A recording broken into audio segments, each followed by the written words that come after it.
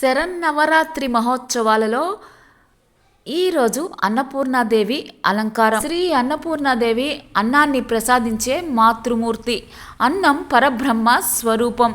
అన్నం సర్వజీవనాధారం.